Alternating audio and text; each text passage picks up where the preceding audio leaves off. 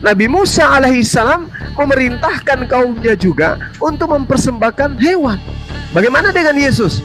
Ternyata subhanallah, Yesus pun di dalam kitabnya orang-orang Kristen, Lukas 5 nomor 14, Matius 8 nomor 4, Yesus meminta kepada pengikutnya untuk mempersembahkan darah hewan.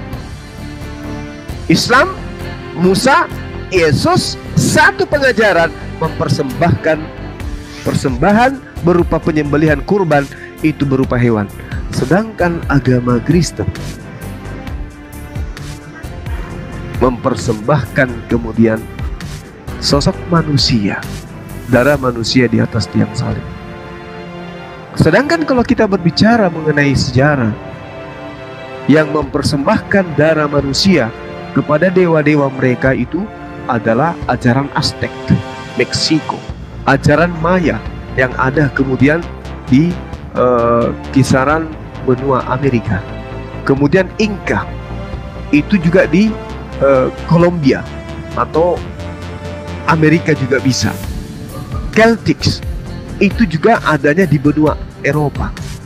Persembahan mereka, ajaran mereka itu seirama dengan ajaran Romawi kuno, Israel kuno, Mesir kuno, Yunani kuno. Mereka mengorbankan manusia untuk sebagai persembahan kepada dewa-dewa mereka. Kristen sifati hal yang sama, mempersembahkan darah manusia kepada apa yang mereka imani sebagai rasa takut, supaya nggak masuk neraka, supaya nggak dimurkai oleh dewa, supaya bisa disayangi oleh dewanya. Maka mereka mempersembahkan darah manusia untuk mengademkan kemurkaan dewa-dewa mereka. Na'udzubillah summa na'udzubillah. Tapi di Islam justru mengajarkan hal yang sangat luar biasa. Walikulli ummatin, pada setiap umat telah kami syariatkan penyembelihan kurban berupa hewan ternak. Imamat 1 nomor 2, apabila di tengahmu, apabila kamu mau mempersembahkan, ajarkan kepada Bani Israel agar mempersembahkan persembahan kepada Tuhan. Haruslah persembahan yang kamu persembahkan itu dari ternak. Imamat 1 nomor 2.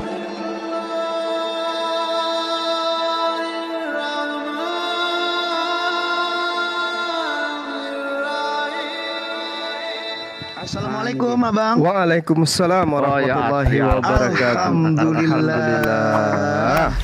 Mohon maaf lahir dan batin. Minal aidin wal faizin Abang. Iya Abang, sama-sama Abang. Masya Allah. Iya. Alhamdulillah ya.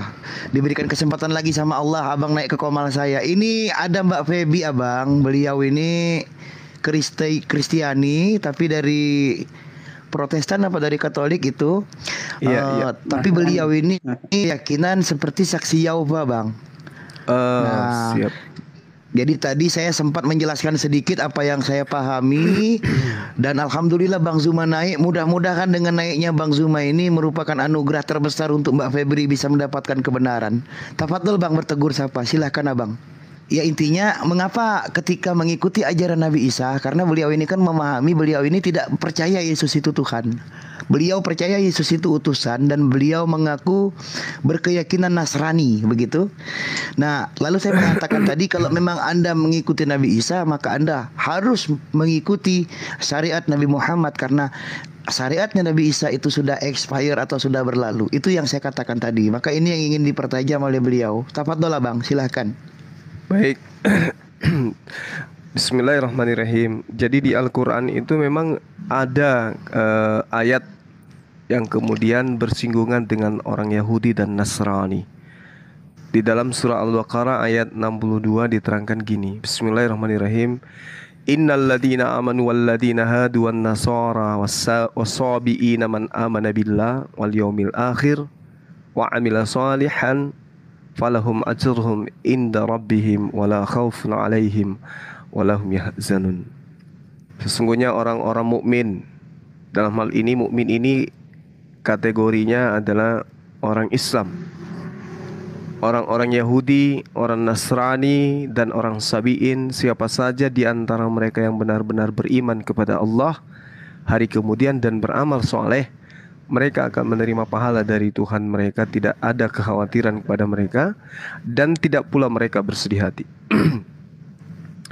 Jadi Nasrani yang dimaksud di sini adalah orang yang kemudian hidup sesama dengan Yesus dan Nabi Isa alaihissalam, dan kemudian belum datang kepada mereka Nabi yang diutus untuk seluruh umat manusia, yang mana referensi ijazahnya itu jelas dari Allah dengan mengatakan wa anzalna ilaika dzikr litubayyina linnas. Jadi orang Nasrani adalah pengikut Nabi Isa alaihissalam, di mana Nabi Isa itu diususkan hanya untuk kepada Bani Israel. Jadi kalau ada orang di luar Bani Israel mengaku Nasrani, saya rasa tidak pas gitu ya. Karena yang disebut Nasrani itu adalah Hawariyun yang kemudian menjadi pembela Nabi Isa alaihissalam pada masa itu. Nah, biasanya orang yang mengaku Nasrani itu berasal dari Kristen, yang kemudian mendapatkan satu titik kebenaran di mana Yesus itu bukan Tuhan, maka dia dikatakan sebagai utusan Tuhan. Itu artinya ada satu kemajuan yang sangat signifikan dalam iman. Nah, lalu gimana caranya kemudian untuk melepaskan mata rantai pengakuan kenasranian seseorang ini? Meskipun Al-Quran menjamin keselamatan kepada mereka, tetapi ini adalah temporer, membicarakan tentang masa di mana masa fatrah, belum datang Nabi yang diutus kepada seluruh umat manusia.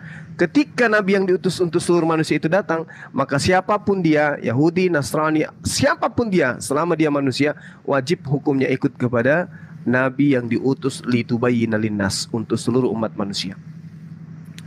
Nah, sekarang poinnya sedikit lagi ya, 1 menit. Poinnya, ketika kemudian kita beranjak dari pengajaran Bible menuju kepada Islam, seketika kita sudah mengetahui bahwa kebenaran itu mutlak ada, maka ingat pesan Yesus. Kalau di Al-Quran kan sudah jelas bahwa baginda Rasul Muhammad SAW itu sudah dinyatakan bahwasanya dia datang untuk seluruh umat manusia. Sedangkan Al-Quran itu sudah final membahas tentang kenabian beliau dan kerasulan beliau. Begitu juga isi daripada pengajaran beliau sebagai nabi dan utusan. Lalu untuk menyadarkan teman-teman kita yang Nasrani, yang Yahudi, yang Kristen dan seterusnya, cukup kita perlihatkan data yang ada di dalam kitab Yohanes 16. Aku akan minta kepada Bapa seorang penolong lain yang akan mengajarkan segala sesuatunya kepadamu tentang hukum-hukum, keadilan dan pengisapan dunia akan dosa.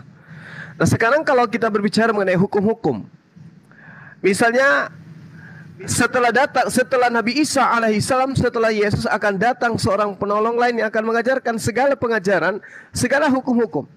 Coba kita tanya kepada teman-teman kita, terutama saudari Feby, apa yang diceritakan oleh agama Kristen atau agama Anda yang Anda yakini sekarang terkait dengan orang yang meninggal atau orang yang mati meninggalkan hutang? Gimana solusinya menurut pengajaran ini? Gimana ya? Karena segala hukum-hukum katanya. Kalau meninggalkan hutang itu aku nggak tahu, cuman kalau di agama Feby tuh bilangnya hanya percaya kepada Yesus maka engkau akan mendapatkan surga yang kekal gitu. Oke, baik. Itu benar tuh. Itu tidak salah. Percaya kepada Yesus, maka orang itu akan memperoleh hidup yang kekal. Nah, sekarang kita uji, apakah sahabat saudara-saudari kita ini yang percaya atau kami yang muslim? Ketika kemudian Yesus mengatakan di dalam Yohanes 14 nomor 12, jika engkau percaya kepada aku, maka engkau juga akan melakukan pekerjaan-pekerjaan yang aku lakukan. Oke, mungkin saudari saya ini lulus dari pekerjaan itu. Misalnya melakukan sabat, ibadah, sholat, atau sujud dalam beribadah, atau kemudian mengajarkan untuk tidak menghilangkan setitik pun dari hukum Taurat. Tetapi pekerjaan Yesus diantaranya itu adalah mengabarkan akan datangnya sosok nabi, sosok rasul, sosok utusan, di mana dia mengatakan, masih banyak hal yang ingin aku ajarkan kepadamu, tapi kamu belum sanggup untuk menanggungnya. Kamu belum sanggup untuk menanggungnya. Nah, sekarang pertanyaannya, ketika dia mengatakan masih banyak yang ingin aku ajarkan kepadamu di dalam Yohanes 16 nomor 12, tetapi kamu belum sanggup untuk menanggungnya. Masih banyak hal yang harus kukatakan, tapi sekarang kamu belum dapat menanggungnya. Nah, artinya di ayat 13-nya, di data 13 dikatakan, akan tetapi ketika ia datang, dialah yang akan mengajarkan segala sesuatu itu kepadamu. Nah, sekarang cara mengujinya adalah di dalam pemahaman keyakinan sahabat saya sekarang, ya saudari saya yang sekarang, dengan ajaran agama Islam, kira-kira apa yang ada di Islam yang tidak bisa ditanggung oleh orang-orang sesama Yesus, dan apa yang ada di dalam keyakinan saudara yang tidak bisa ditanggung oleh orang yang sesama dengan Yesus.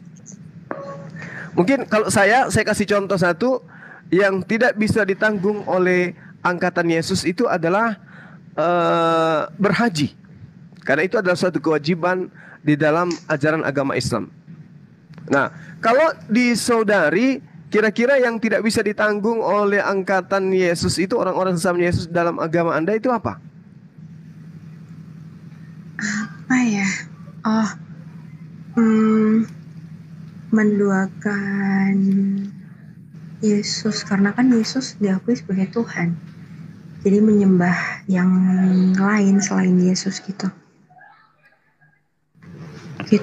Iya.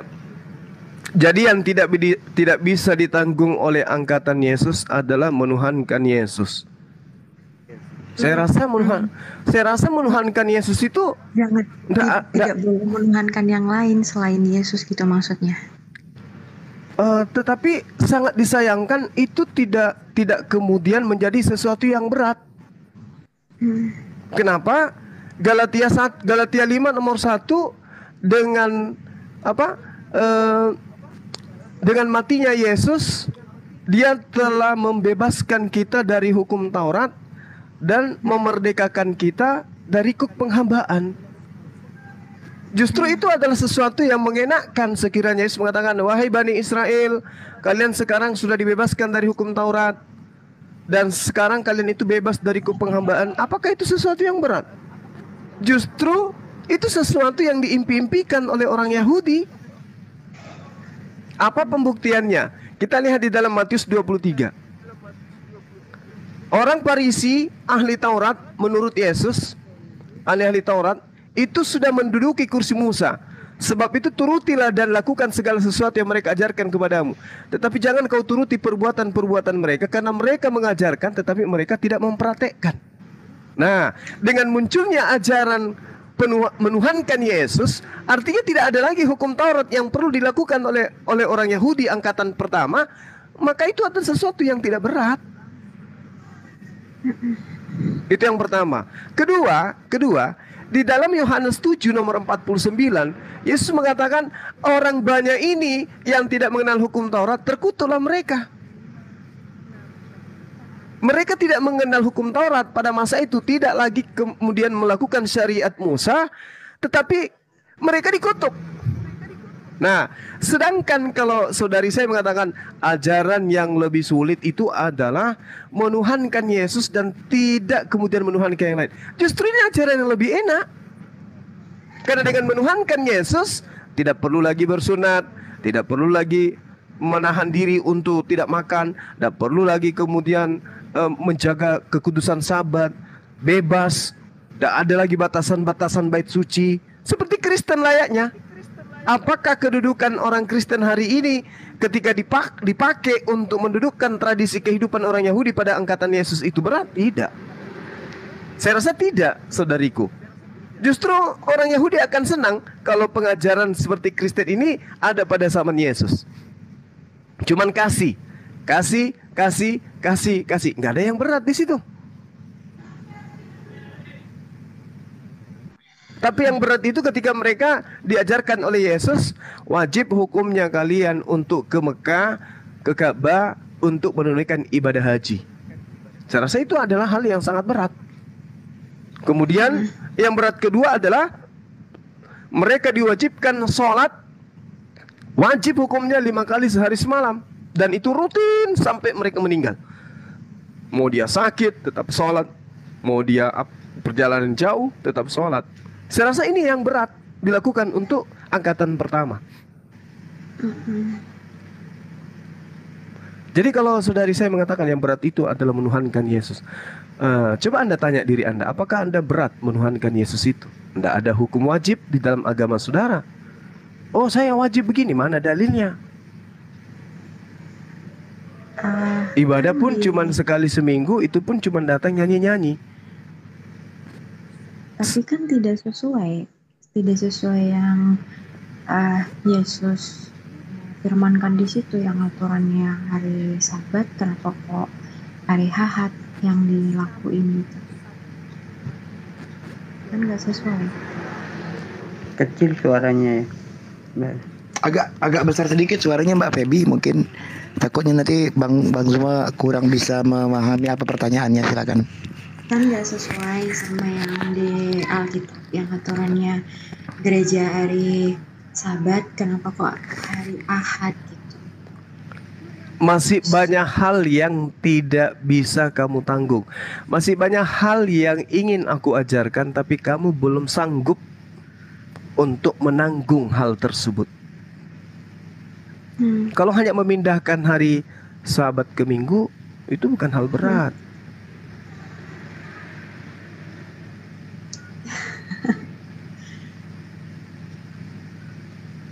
Ya berat lah Bang Zuma, karena kan dari kecil sudah terdoktrin, dan ketika aku membaca dan mengetahui arti Sabat itu apa, kok jadi begini gitu. Terus yang aturannya harus bersunat, kenapa kok nggak bersunat? Yang apa? Sekarang gini, saudariku, menurut saudari, berat mana prosesi ibadahnya orang Yahudi dengan prosesi ibadahnya orang Kristen? Yahudi. Sementara Yesus mengatakan masih banyak ajaran yang ingin ku ajarkan, tapi kamu belum sanggup untuk menanggungnya. Berarti ajaran ini jauh lebih berat. Nah sekarang lisan saudari saya mengatakan lebih berat ajaran Yahudi daripada Kristen. Berarti apa yang ditanggung oleh angkatan Yesus ketika muncul ajaran Kristen itu lebih ringan. Ajaran Kristen itu harusnya masih banyak ajaran yang diajarkan yang lebih mudah gitu. Tapi ini kamu belum sanggup untuk menanggungnya. Artinya ketika ajaran syariatnya Yahudi dihilangkan, dimasukkan ajaran Kristen, berarti orang Yahudi sanggup. Nah sekarang kalau ajaran Yahudi dihilangkan, dimasukkan ajaran Islam kepada mereka, ini baru tepat. Mereka belum sanggup untuk menanggung pada saat itu. Wajib hukumnya mereka kemudian sholat 5 kali sehari semalam. Wajib hukumnya mereka berpuasa sebulan penuh. Mereka wajib hukumnya kemudian berhaji. Wajib hukumnya mengimani orang yang di luar daripada bangsanya menjadi seorang nabi mereka. Gak sanggup mereka itu. Tapi kalau dikatakan hanya Kristen, gak ada yang berat. Saudariku sendiri mengakui bahwa lebih berat Yahudi. Berarti kehidupan orang Yahudi dengan kehidupan orang Kristen dalam prosesi ibadah jauh lebih berat Yahudi daripada Kristen. Sementara menurut Yesus, jika hidup keberagamaanmu tidak lebih baik dari kehidupan keberagamaan ahli Taurat, maka engkau tidak akan masuk ke dalam kerajaan surga. Di dalam Matius 5 jelas tertulis seperti itu nasihat Yesus. Berarti kesempurnaan agama setelah agama ahli Taurat itu adalah kesempurnaan agama yang jauh lebih sempurna syariatnya, ajarannya lebih komplit daripada ajaran syariat yang ada. Coba kita lihat dalam Matius 5 itu tertulisnya seperti itu. Jika hidup keberagamaanmu tidak lebih baik daripada ahli Taurat, maka engkau tidak akan masuk ke dalam kerajaan surga. Itu jelas itu. Tidak lebih baik atau tidak lebih sempurna maka engkau tidak akan masuk ke dalam kerajaan surga. Di situ dikatakan dikausenu atau dikausene. Artinya kewajiban agama yang lebih komplit, yang lebih sempurna, yang lebih teratur, yang lebih kebenarannya dan keadilannya itu lebih akurat, lebih sempurna, itu engkau tidak akan masuk ke dalam kerajaan surga. Maka aku berkata kepadamu, jika keagamaanmu, agama di sini dalam bahasa Yunani adalah humon, artinya tuntunan, aturan atau iman, ya, tidak lebih benar atau tidak lebih sempurna atau tidak lebih baik daripada hidup keagamaan ahli-ahli Taurat dan orang Farisi, sesungguhnya kamu tidak akan masuk ke dalam kerajaan surga. Berarti mau tidak mau, suka ataupun tidak, ikhlas ataupun tidak, agama yang datang setelah ahli Taurat adalah agama yang lebih sempurna ajarannya, lebih benar ajarannya daripada ajaran para ahli Taurat. Pertama, ajaran yang datang harus lebih berat karena belum bisa ditanggung waktu itu, artinya ajarannya pasti jauh lebih berat. Yang kedua, jauh lebih baik, jauh lebih sempurna aturan-aturannya daripada itu. Dan itu hanya disifati di Islam. Saudariku sendiri telah mengatakan lebih berat ahli Taurat agama Yahudi daripada Kristen. Dah selesai kita di situ. Tapi kalau dibandingkan dengan Islam dan agama Yahudi, maka Islam jauh lebih berat. Jauh dibandingkan agama Yahudi itu. Saya kira gitu, untuk sekedar tanda perkenalan kita. Saudari Feby, silakan direnungkan, dan ya hidayah itu hanya milik Allah. Silakan. Mungkin dari teman yang lain. Makasih. Baik, makasih banyak Bang Juma. Ini ada Bang Yonatan juga ini. Ya udah Bang Yonatan disuruh naik aja, aku turun. Ya udah ya Bang Yonatan turun. Bang Yonatan turun, aku turun. Assalamualaikum warahmatullahi wabarakatuh. Waalaikumsalam warahmatullahi wabarakatuh. Salam kenal sahabat. Bang Aptana itu ya, baik. Mudah-mudahan Bang Juma masih ada waktu ya Bang ya. Barangkali nanti teman-teman kita yang lain ingin cari kebenaran masih bisa melempar 1-2 pertanyaan. Mbak Feby barangkali silakan kalau masih mau mencari 1-2 pertanyaan mungkin.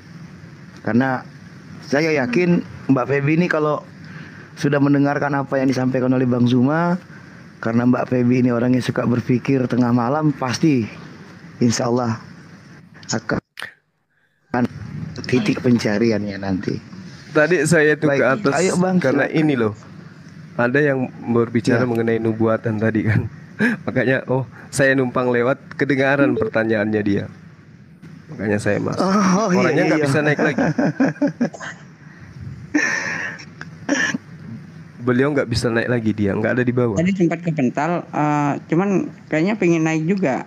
Iya, terpental-pental tadi itu dia. Bentar, tunggu Bang. Ini mana ini? Kayaknya ndak ada orangnya sudah ini. Bentar ya, saya akan mungkin saya akan naikkan beberapa orang ya Bang, nggak apa-apa Bang ya. Tar bang ya. Tar dulu, ini yang saya pilih. Saya akan coba naikkan ini dulu nih. Bang Asyomatik. Iya, assalamualaikum. Bang Asyomatik. Udah di atas ya? Silakan. Assalamualaikum Bang Zuma. Waalaikumsalam warahmatullahi wabarakatuh, sahabatku. Iya, sehat. Iya, lanjut. Ya? Sehat, alhamdulillah. Masyaallah. Host, mohon izin jadikan saya moderator, host. Iya. Oke, bentar. Biar bisa pantau. Terus masih nge-lag Bang TikToknya Bang. Saya mau naikkan Bang Yonatan Nandar dulu nih Bang, masih nge-lag. Bentar. Klik nih. Bentar. Ya, silakan Mbak Feby. Mumpung Bang Jumanya ada di sini, Anda betul-betul ketemu dengan Bang Zuma, gurunya apologet. Jadi biasa aja. Unek-unek apa? Sama-sama kita belajar. Ya, unek-unek apa yang ada yang mau ditanyakan, silakan. Gitu, Feby. Ini apa ya? Ini gimana mau diklik kok nggak mau nih? Aduh, tar. Bang Yonatan Nandar nih mau saya klik. Bentar bang ya, sabar ya bang ya. Dunia ini lelet lagi. Bentar.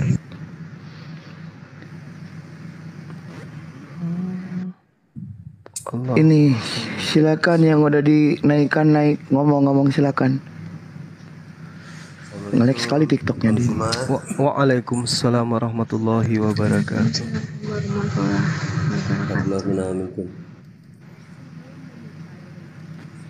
Iya, gimana Bung?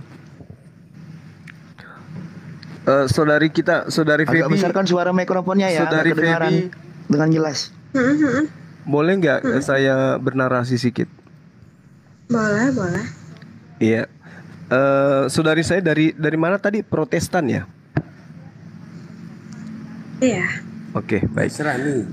Iya, dari Nasrani. Bang Oke. Zuma, Bang Zuma. Mbak Feby yang semalam itu kan kita diskusi Mbak Feby ya. Iya, kenapa? Iya. Nasrani kalau. Iya. Berarti kalau Nasrani tidak menuhankan Yesus berarti ya? Tidak menuhankan Yesus dia. Iya, baik. Nah, kendalanya di mana gitu sekarang kalau misalnya beliau tidak menuhankan Yesus? Ya kendalanya itu seperti di dalam pengajaran Nabi Musa alaihissalam ketika mereka beriman kepada Allah yang mengutus Nabi Musa, tetapi kemudian mereka tidak percaya kepada kenabian Nabi Musa alaihissalam. Sama ketika ibarat kata sekarang ini kita adalah pengikut Yesus, ya kan gitu. Lalu kemudian orang-orang yang ada di zaman Yesus beriman kepada Nabi Musa, beriman kepada Tuhan yang mengutus Nabi Musa, tapi tidak beriman kepada baginda Rasulullah, tidak beriman kepada Nabi Isa alaihissalam atau Yesus. Imannya kepada Musa, imannya kepada Tuhannya Nabi Musa tidak diragukan. Sayangnya tidak menerima kemudian Yesus sebagai Nabi utusan Tuhan. Nah, posisi ini sekarang ada pada saudari kita Feby. Beriman kepada Tuhannya Yesus, beriman juga kepada Yesus sebagai utusan Tuhan. Sayangnya tidak beriman kepada baginda Rasulullah Muhammad sallallahu alaihi wasallam. Itu posisi beliau. Posisi beliau ada di situ. Nah, sedangkan kalau ingin keluar dari sana, Tuhan pencipta langit dan bumi itu sudah pasti kemudian memberikan tuntunan kepada manusia sebagai pelengkap daripada risalah para nabi. Nabi Adam alaihissalam kemudian diberikan tuntunan, jangan engkau makan buah ilmu pengetahuan. Larangannya ada, perintahnya ada. Makanlah semua buah yang ada di sini, satu jangan kau makan.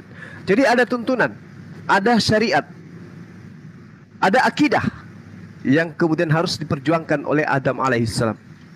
Ada larangan, ada perintah di sana. Apakah kemudian perintah dan larangan ini sifatnya global kepada seluruh manusia? Tidak.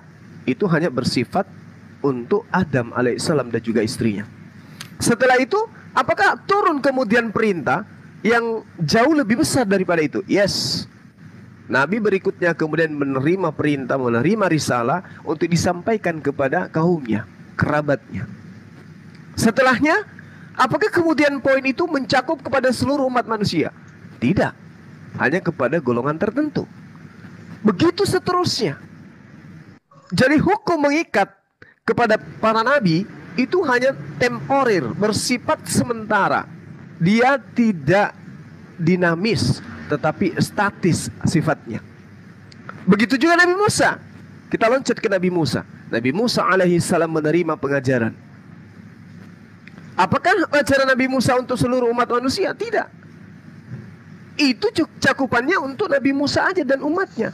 Al-Quranul Karim menjelaskan dalam surah Al-Araf ayat 145, jelas sekali diterangkan bahwasanya perintah Allah kepada Nabi Musa agar meneguhkan hukum Taurat itu kepada kaumnya.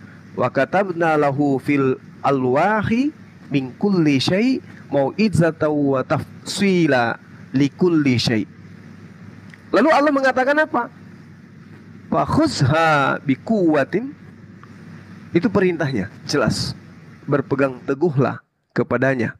Artinya berpegang kuatlah kepadanya. Suruhlah kaummu kemudian berpegang kepadanya dengan sebaik-baiknya hukum Taurat itu. Aku akan memperlihatkan kepadamu negeri orang-orang fasik. Jadi Nabi Musa diperintahkan oleh Allah ketika Musa kemudian dituliskan kepadanya Taurat, ya, sebagai sesuatu pelajaran dan penjelasan untuk segala hal kepada Nabi Musa dan kaumnya. Allah merintahkan, perintahkan kepada kaummu untuk teguh berpegang terhadap apa yang kuperintahkan. Ini tertulis di dalam kitabnya Bani Israel, ulangan 6, ulangan 4, agar kemudian perintah itu mereka jalankan dengan setia secara turun-temurun kepada keturunan daripada Bani Israel. Itu jelas itu. Lalu kemudian di Yeremia 31-33, hukum Taurat ini diberikan kepada Bani Israel. Aku akan memasukkan hukum Taurat kepada batin setiap Bani Israel, bukan kepada setiap Bani Adam. Nah, kemudian Nabi Isa alaihissalam datang juga demikian. Aku diutus hanya kepada domba-domba yang hilang dari Bani Israel. Al-Quran As-Zukhruf ayat 59. Bahwa beliau diutus hanya kepada domba yang hilang dari Bani Israel. Itu jelas di dalam Al-Quranul Karim. Nah, ketika dikatakan bahwasanya in huwa illa abdun a'amna alaihi wa ja'alnahu mathalan li Bani Israel, jelas itu adalah untuk Bani Israel. Sama ditegaskan kembali di dalam Kisah Para Rasul 2 nomor 22, Yesus untuk pertanda bagi Bani Israel. Begitu juga di dalam kitabnya saudara kita, Yesus mengakui bahwasanya aku diutus hanya kepada domba-domba yang hilang dari Bani Israel. Itu diterangkan dalam kitabnya saudara kita di dalam Matius 15 nomor 24.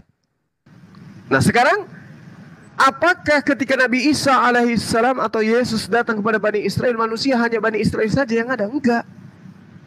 Maka muncul kemudian utusan selanjutnya yang dikatakan oleh Allah di dalam Al-Quran surah An-Nahl ayat 44, bil bayyinati waz zubur wa anzalna ilaika dzikr litubayyina lin-nasi ma nuzzila ilaihim wa la'allahum yatafakkar. Baginda Rasulullah Muhammad sallallahu alaihi wasallam diutus kemudian untuk seluruh umat manusia, mengajarkan apa yang Tuhan inginkan. Jadi ketika kemudian Nabi Isa alaihissalam datang, tuntunannya itu hanya hukum Taurat. Makanya Nabi Isa, Yesus tidak menambahkan hukum-hukum yang ada kepada Bani Israel.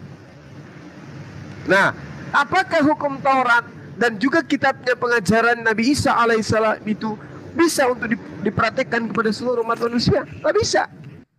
Maka Allah kemudian menurunkan Al-Quranul Karim sebagai penjelas kepada apa yang Allah inginkan berlaku terhadap seluruh umat manusia.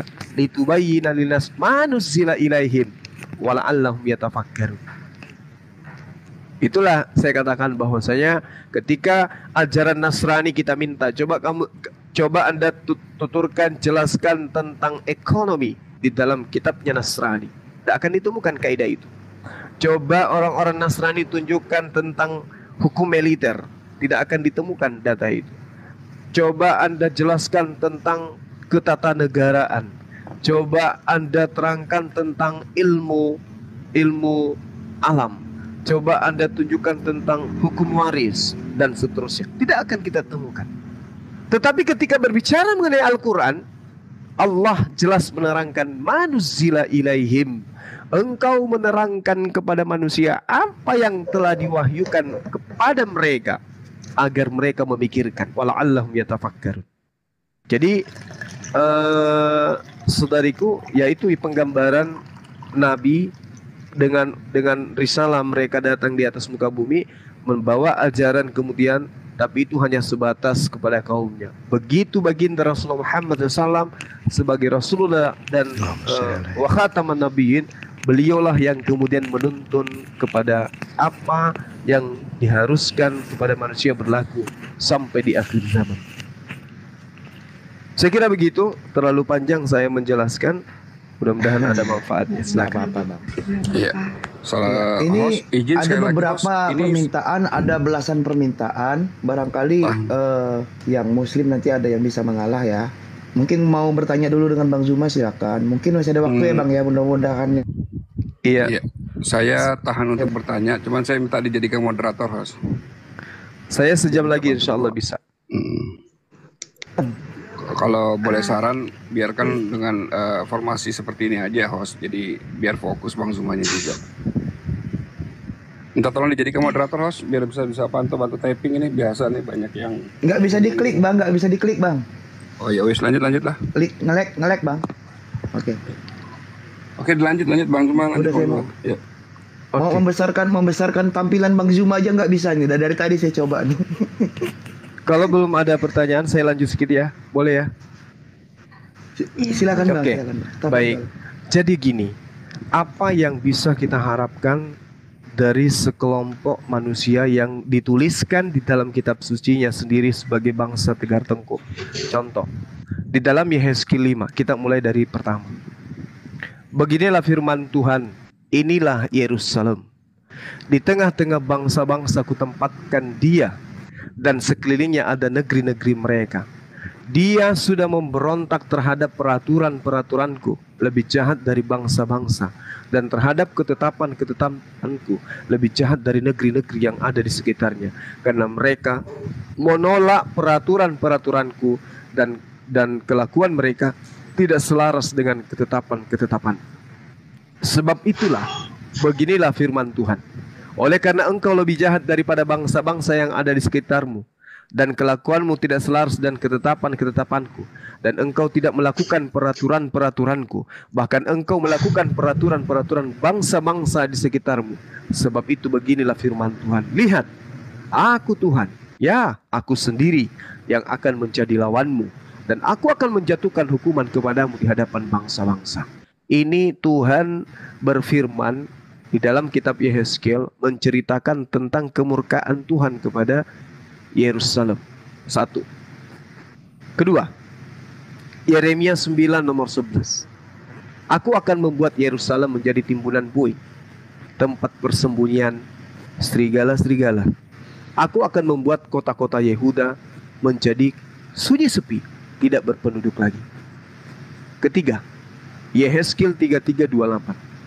Tanah ini akan kubuat musnah dan sunyi sepi, dan kecongkakannya yang ditimbulkan kekuatannya akan berakhir. Gunung-gunung Israel akan menjadi sunyi sepi, sehingga tidak seorang pun berani melintasinya. Keempat, Yeremia 4 nomor 7. Singa telah bangkit dari belukar, pemusnah bangsa-bangsa telah berangkat, telah keluar dari tempatnya untuk membuat negerimu menjadi tandus. Kota-kotamu akan dijadikan puing, tidak ada lagi yang akan mendiaminya. Kelima, Yeremia 34 nomor 22. Sesungguhnya demikianlah firman Tuhan. Aku memberi perintah, dan mereka kembali kepada kota ini untuk memeranginya, merebutnya dan menghanguskannya dengan api. Aku akan membuat kota-kota Yehuda menjadi ketandusan tanpa penduduk. Selanjutnya, Yeremia 33 nomor 10. Beginilah firman Tuhan. Di tempat ini yang kamu katakan telah menjadi reruntuhan tanpa manusia dan tanpa hewan, di kota-kota Yehuda dan di jalan-jalan Yerusalem yang sunyi sepi itu, tanpa manusia, tanpa penduduk dan tanpa hewan. Selanjutnya, Yeremia 6 nomor 11. Tetapi aku penuh dengan kehangatan murka Tuhan. Aku telah payah menahannya, harus menumpahkannya kepada bayi di jalan dan kepada kumpulan taruna bersama-sama. Sesungguhnya baik laki-laki maupun perempuan akan ditangkap, baik orang tua maupun yang sudah lanjut usianya. Selanjutnya, Yeremia 4 nomor 29. Oleh karena hiruk pikuk pasukan berkuda dan pemanah seluruh negeri melarikan diri, mereka masuk ke dalam belukar dan naik ke bukit-bukit batu, kepada setiap kota yang ditinggalkan, dan tidak seorang pun tinggal di dalamnya. Ini bercerita, masih banyak lagi data yang bercerita tentang keadaan Yerusalem yang dihadirkan dengan keadaan seperti itu karena kemurkaan Tuhan. Kita bandingkan dengan ajaran yang dianggap sebagai ajaran setelah datang kemudian Nabi Musa, muncul pengajaran berikutnya. Apakah mungkin kemudian ketika Tuhan sudah murka kepada Israel, murka kepada Yerusalem, murka kepada tanah yang kemudian dijanjikan orang-orang ini untuk menguasai, seketika kemudian muncul pengajaran yang lebih ringan daripada ajaran yang disyariatkan kepada Bani Israel untuk kemudian menghukum orang-orang yang ada di Israel demi untuk memuaskan apa yang Tuhan murkahkan kepada mereka. Maksud saya gini, kalau Tuhan sudah mengatakan akan meninggalkan Bani Israel, akan meninggalkan Yerusalem, berarti akan datang kemudian sosok pengajaran yang jauh lebih sempurna, yang mana ajarannya itu akan diterima oleh manusia yang tidak tegar tengkuk. Sedangkan kalau saudari saya menggunakan data-data sehingga menjadi Nasrani, tapi kitab yang Anda gunakan adalah kitab yang tidak jelas asal-usulnya, berasal dari bangsa yang dimurkai oleh Tuhan, maka kita harus merenungkan dengan baik nih, apa mungkin bangsa yang ditegur oleh Allah, yang ingin dimusnahkan oleh Allah, yang ditinggalkan oleh penduduknya, melahirkan sebuah kitab, dan ini kitab benar-benar kitab suci. Gitu. Apa mungkin kemudian kota yang sudah dimurkai oleh Tuhan, bangsa yang dimurkai oleh Tuhan dengan data-data yang akurat dari kitab mereka sendiri, kemudian bisa melahirkan sebuah kitab yang dianggap sebagai kitab suci dan menjadikan kita meyakini ini adalah firman Tuhan. Sedangkan ketetapan Tuhan kepada mereka itu sangat jelas. Ketetapan yang datang kepada Nabi Musa itu sangat jelas. Bahkan Tuhan kemudian murka kepada mereka di dalam Ulangan 4, jangan kau menambahi, jangan kau mengurai perkataan-perkataan yang ada dalam kitab suci, yang ada dalam kitab yang diajarkan oleh Nabi Musa. Kita lihat dalam Ulangan 4, di situ sangat jelas dikatakan, maka sekarang hai orang Israel, dengarlah ketetapan dan peraturan yang kuajarkan kepadamu untuk dilakukan, supaya kamu hidup dan memasuki serta menduduki negeri yang diberikan kepadamu oleh Tuhan dari nenek moyangmu. Janganlah kamu menambahi apa yang kuperintahkan kepadamu, dan janganlah kamu menguranginya. Dengan demikian kamu berpegang pada perintah Tuhan Allahmu yang kusampaikan kepadamu.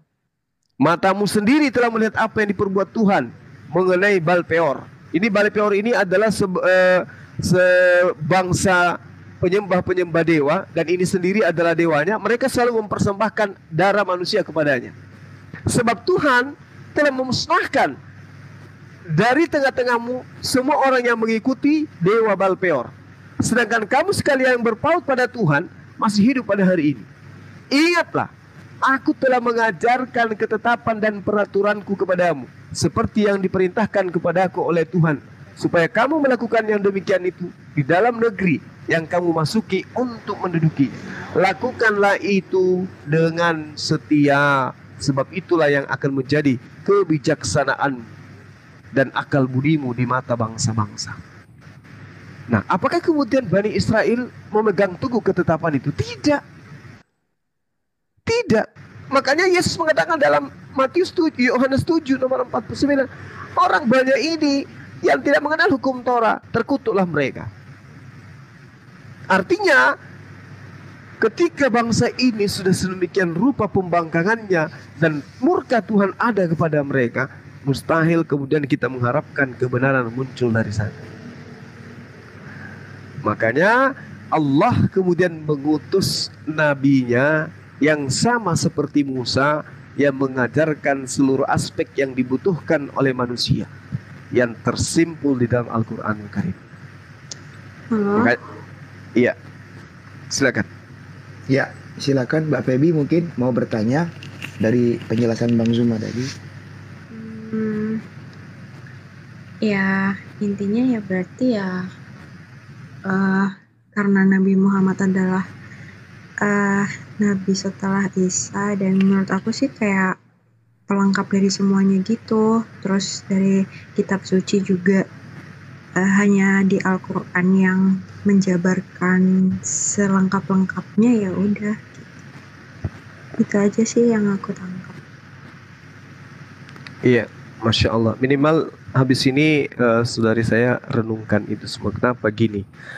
Karena ketika kita salah langkah gitu ya dalam kehidupan ini terkait dengan kehidupan duniawi, mungkin besok ya kita bisa menemukan sesuatu yang baik. Misalnya gini, dalam kehidupan kita misalnya terjebak dengan narkoba, besok hari kita bisa bertobat, bisa kemudian kita itu separah apapun kemudian penderitaan yang kita alami karena obat-obatan terlarang ini ya berakhir dengan kematian kan gitu. Setelahnya adalah pertanggungjawaban kita di hadapan Tuhan. Artinya bisa jadi orang itu selamat karena dia punya amal kebajikan, dia punya amal baik, tapi hanya karena narkoba dia meninggal, bisa jadi dia juga akan masuk ke dalam surga setelah Tuhan mengampuni dosa-dosa kan gitu. Tapi yang dikatakan kufur, yang dikatakan ingkar terhadap utusan Tuhan, mati di dalam keingkaran itu, maka ya kekal di neraka. Iya. Kalau di penjara seumur hidup paling juga 20 tahun, 30 tahun meninggal. Dah selesai perkara dunia. Yang kita khawatirkan ini yang di akhirat. Gimana ceritanya kalau misalnya Islam itu yang benar, ajaran kita yang salah gitu. Berarti kita harus menanggung derita di api neraka dalam kehidupan kekal. Bukan setahun, bukan 1000 tahun, bukan 1.000.000 tahun, tapi selamanya. Maka oleh karena itulah kemudian kalau kita cinta terhadap diri kita, cinta kepada keluarga, cinta kepada anak, istri, semua yang kita sayangi, maka kudu kita harus menjadi cahaya dalam rumah tangga, cahaya dari keluarga, menjadi air yang menghapuskan dahaga di mata keluarga, tengah-tengah keluarga. Dan itu hanya bisa ditemukan di Islam. Bukan karena saya Islam, bukan. Tetapi sejauh saya belajar, itu kebenaran itu mutlak ada di Islam. Contoh nih, contoh sederhana. Al-Quranul Karim menjelaskan dengan sangat-sangat terperinci di dalam surah Al-Hajj ayat 34 yang selama kurang lebih 2-3 pekan ini saya bahas, tapi belum ada teman Kristen yang mampu untuk menguraikan dengan baik. Walikulli ummatin ja'alna mansakal liyazkurusmallah ala ma razaqahum min bahimatil an'am. Bagi setiap umat terdahulu disyariatkan mereka menyembelih, mengorbankan, mempersembahkan persembahan kurban agar mereka menyebut nama Allah atas rezeki yang dikaruniakan Allah kepada mereka berupa hewan ternak. Hewan ternak yang diminta, dan itu dijelaskan oleh Al-Quran. Sedangkan baginda Rasulullah Muhammad SAW itu adalah orang yang ummi. Dalam arti kata beliau tidak ngerti Torah, dia tidak ngerti Injil, tidak ngerti Zabur, tidak kenal Abraham itu siapa, Musa itu siapa, Isa itu siapa, tidak kenal beliau. Tapi seketika datang pemberitaan kepadanya berupa wahyu, diberitakanlah hal ini. Dan ternyata kita di zaman sekarang, hidup di zaman digital, apapun bisa kita akses dengan mudah. Kita mengetahui bahwa ternyata memang betul Al-Quran 1400 tahun silam menerangkan seperti itu. Ternyata memang betul. Di Imamat 1 nomor 2 ternyata Tuhan meminta persembahan kurban hewan. Nah, sekarang permasalahannya adalah ketika kita mengakui Islam itu benar, karena Islam meminta persembahan kurban hewan dari aspek ini aja, kita tidak bisa pungkiri kebenarannya itu, bahwa ini adalah sebuah kesalahan. Nabi Musa alaihissalam memerintahkan kaumnya juga untuk mempersembahkan hewan. Bagaimana dengan Yesus? Ternyata subhanallah, Yesus pun di dalam kitabnya orang-orang Kristen, Lukas 5 nomor 14, Matius 8 nomor 4, Yesus meminta kepada pengikutnya untuk mempersembahkan darah hewan. Islam, Musa, Yesus, satu pengajaran, mempersembahkan persembahan berupa penyembelihan kurban itu berupa hewan. Sedangkan agama Kristen mempersembahkan kemudian sosok manusia, darah manusia di atas tiang salib. Sedangkan kalau kita berbicara mengenai sejarah, yang mempersembahkan darah manusia kepada dewa-dewa mereka itu adalah ajaran Aztec, Meksiko, ajaran Maya yang ada kemudian di kisaran benua Amerika, kemudian Inca itu juga di Kolombia atau Amerika juga bisa, Celtics itu juga adanya di benua Eropa. Persembahan mereka, ajaran mereka itu seirama dengan ajaran Romawi kuno, Israel kuno, Mesir kuno, Yunani kuno. mereka mengorbankan manusia untuk sebagai persembahan kepada dewa-dewa mereka. Dan itu Islam sifati hal yang sama.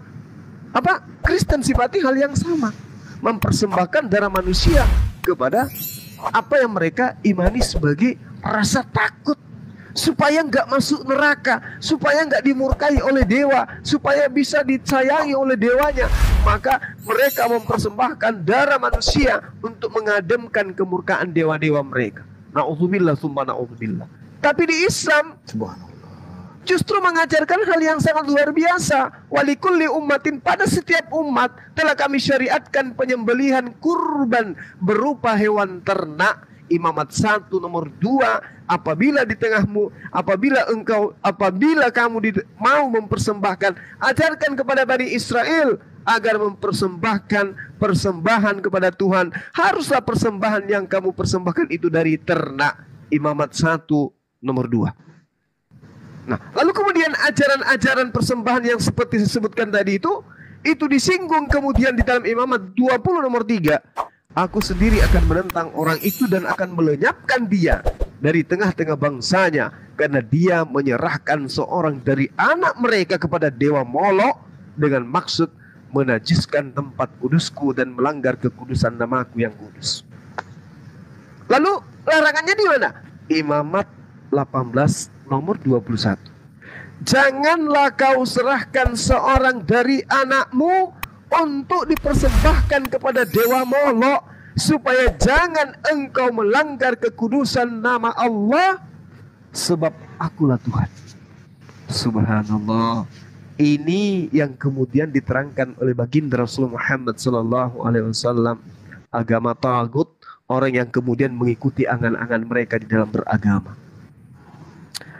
Jadi ya, mumpung ada kesempatan, mari belajar lebih dalam lagi untuk bagaimana bisa mendapatkan kebenaran di dalam kehidupan. Orang yang tersentuh hidayah itu terkadang gelisah di dalam hidupnya ketika menemukan sesuatu yang tidak rasional dalam perspektif pemahaman keyakinan yang dianut. Gelisah hatinya, gusar jiwanya, gak tenang hidupnya. Itu adalah tanda-tanda hidayah. Tapi ketika sudah datang kebenaran kepadanya, dia temukan dirinya dalam keadaan mempertuhankan sesuatu yang tidak seharusnya, mengimani sesuatu yang keliru, maka dia tenang dalam hidupnya itu, tenang dalam keadaannya itu yang diterangkan oleh Al-Quran. Summum bukmun umyum fahum la yarji'un. Artinya buta bisu dan tidak lagi kemudian bisa diberikan pencerahan kepada mereka kecuali dengan hidayah Allah itu sendiri. Saya kira begitu sahabat-sahabat sekalian, saya jadi khotbah di sini dikarenakan karena sahabat kita dari Kristen juga mungkin sesi belajar atau ingin memperdalam lagi materi-materi keislaman atau apapun itu, sehingga kalau saya banyak bicara, saya mohon maaf teman-teman sekalian. Mudah-mudahan ini tidak mendatangkan iri hati dan dengki, karena Bang Suma itu banyak dicerca dari beberapa golongan. Saya juga kok, Bapak. Masya Allah. Dicerca. Iya.